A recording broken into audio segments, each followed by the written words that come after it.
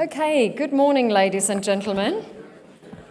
Our Congress is ready for departure. We have a bit of an airline theme in these last few days, since we are overbooked by about 20% at least for this event. So there's still a few seats here, and we allow for a little bit of standing room as well. So I think it's looking like we can get started. Excellent. Well, welcome to the Biometrics Congress 2017. We're finally here, and it's been a 10 or 11 months journey for the Biometrics Institute and its team. It has been absolutely amazing to have the opportunity to come to this venue. And I have to, first of all, give a big thank you to the Australian Department of Immigration and Border Protection for making this possible. Some of you know this venue from our drinks reception, but I can tell you organizing an event for over 200 people is quite a different story. So a very big thank you to them for helping us along this journey.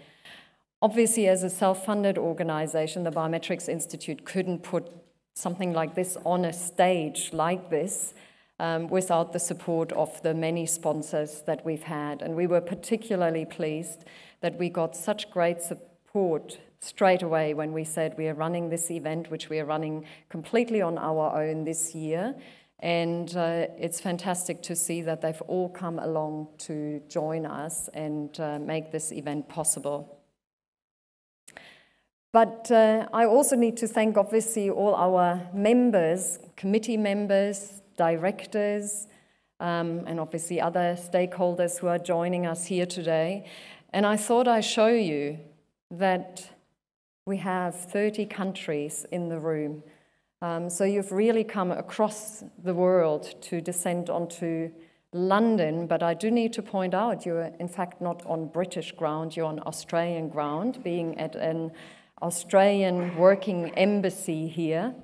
So it's somewhat neutral and back to the roots of the Biometrics Institute, which was founded obviously in Australia. So since we did our launch event here in Europe at this High Commission, we're really pleased obviously that they've welcomed us back for this first Congress as well. But it has been an amazing journey, and it reflects as well how the Institute has changed in this 16 years that we've been around now. When I thought about the opening remarks for this event, and I know I haven't got much time, but I went back through some of the things that happened over the last 12 months. And we have some amazing committees within the Institute, and they have lots of exchanges, some via email, some via teleconferences. So I thought I'd look, what were some of the stories that grabbed our attention, or what were the themes we were talking about? And none of this is, I guess, a great surprise. I thought I probably now should even add the iPhone 10 to it, because that's kind of the latest thing everyone is waiting for to come out and possibly hack into it. There were also some other stories that have evolved, which maybe we have watched with a little bit more concern, or has given us a bit more food for thought around privacy, obviously. Lots of things always happening on that particular issue, and our privacy committee always has interesting discussions. But some other interesting applications that are popping up for biometrics, where we really have to ask ourselves, how do we feel about that as an industry? You know, convenience is obviously a great tool for biometrics, but is there somewhere a limit? And the question of just because we can, should we? And do we have a responsibility there, here as a community, to address that in some form? So I then kind of looked at some of the trends for the future. And I found it fascinating. Maxine Most is here as well, will obviously be involved in some sessions, but in her report, the announcement around that by 2022, 5.6 billion biometric mobile devices will secure 1.37 trillion biometrically enabled payment and non-payment transactions. I couldn't even get my head around those numbers, to be quite honest. And then just recently, there were some more messages that went around in the committees. And obviously, being in London, we are very conscious of the terrorist threats that we are facing here. So we're seeing clearly this continuing theme of what's happening in the digital space and also what's still happening in the security space. In our own industry tracker, which we always conduct between March and May every year, no great surprises there. And as members, you have seen the full report. But online identity verification, mobile payments, it's all popping up higher and higher on that list. But also interesting to see that there's some food for thought around where else would it actually be useful, maybe a better use than in a toilet to get toilet paper. So, you know, it just started making me think a little bit about obviously the next 2 days, and we've already had some interesting meetings the last 2 days. And then last year, we discussed at the event some challenge questions that we summarized of a whole range of topics, and all this will sound very familiar to all of you.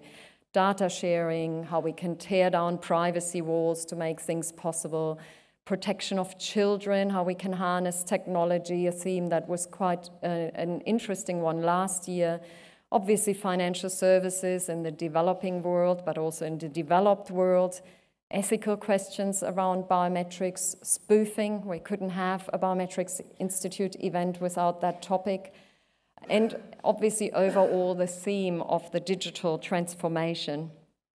So just quickly, some of the highlights of what the Institute has done over these 12 months to respond to some of these questions. One of the objectives that the board has set as a strategy for the organization, and also to the benefit of you as members, is overall our mission is obviously responsible use, and we are certainly a truly global and international network now, but education, knowledge and information sharing is very important and something that the Institute is doing more and more of. So there are different things we have done. Probably the one I'd like to highlight, and there are some flyers at our exhibition booth upstairs, are these viewpoint pieces that we released, one on borders, one on spoofing, and one on digital identity. And it's really to give food for thought on these particular issues. And we've compiled these thought leadership pieces through our membership. So it's not a one-person view, it is really a view that we have researched through our network of members. There's also collaboration and facilitation of dialogue and lots of things that we are doing. We've reached out much more to international organizations, and you see them here, if not on this stage, then in the room. We've signed a memorandum of understanding with the UN Migration Agency, IOM, really trying to link up closer. ICAO trip, we have a representative from one of the working groups here as well. So it's been a great journey. And then best practices, and this is, I think, where you will see much more activity from the Institute. It's really something that the committees have been tasked to help work on, to provide guiding material to you as members. And there are a range of these things that are out there. So have a look on the website, talk to us. And I also want to mention that we are very excited that the Institute has been approached to work on a project with the United Nations Counterterrorism Executive Directory around recommendations for the use of biometrics to counter terrorism. A very challenging project, and there will be more news soon to come, but you can see the Institute's world has changed. These are our members, just a few of them. It is really a fantastic mix of people. We have a wonderful board of directors, and quite a few of them are here today. In fact, I might just, of those who are here, point them out. You will see Andy Foote from Wells Fargo in a moment up here on stage. I know Richard Agostinelli is somewhere in the room over there. I don't know, Jürgen Pampus is joining us tomorrow. Hans de Mol is over here. And I'm just trying to think, Glenn Wimbury, I know he's somewhere over there. So thank you very much for your support, obviously. The committees, I'm just flagging it, they are there. Come and talk to us to find out more about it. And with that, I will close. I know some of you are probably disappointed I'm not here on stage wearing a mask, which is what I've done the last 3 years. And it is Halloween, so I was very tempted to do it. But there was so much exciting stuff to talk about in regards to the Biometrics Institute that I've decided there's no time left for dress up. So with that, I hand over to Andy Foote, who's a director and our deputy chairperson as well on the board, to open the Congress and invite the first speakers. Thank you very much.